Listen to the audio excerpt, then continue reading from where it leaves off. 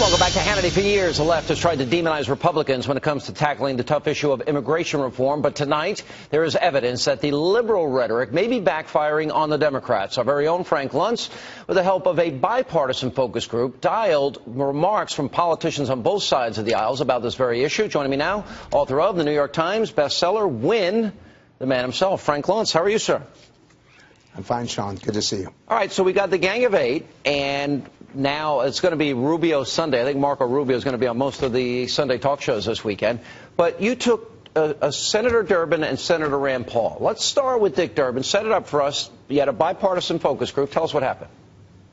Well, we did this in California. We wanted to do a border state that understands the immigration challenges firsthand. And what the American people have told us is that if it benefits the American economy, that's good.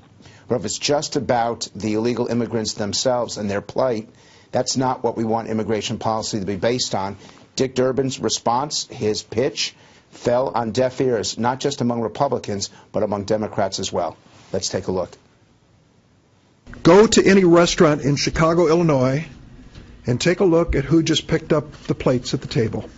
And when the door to the kitchen swings open, take a look at who's washing the dishes and cooking the food, and who unloaded the food on the dock, and the people who are cleaning your rooms at the hotels, and the folks who are watching your mother and grandmother at the nursing home.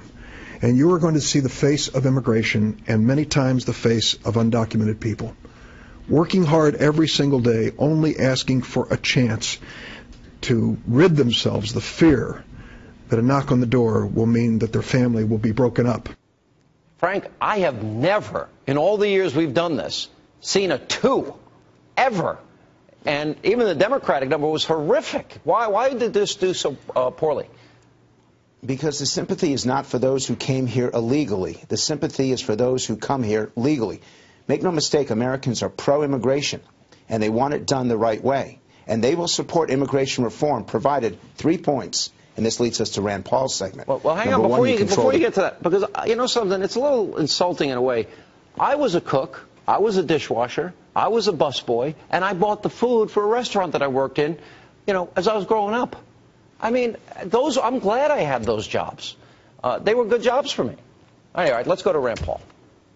Okay, and the reason why he does well is he sets up the predicate. In fact, Sean, of all the immigration language we've tested, Rand Paul's statement about what has to be done first, second, and third, nothing tests better than this one. Let's take a look.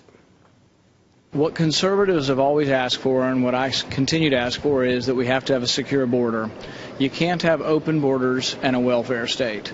So if we're going to normalize the people here, which I'm not opposed to doing that, if you normalize the people here, bring them out of the shadows, get them working and paying taxes, there's some good to that. But you can't do it if you have a wide open border and you normalize 12 million and then 12 million more come. You have to have control of your border. So I'll only vote for this proposal if we have annual reports that have to be approved by Congress.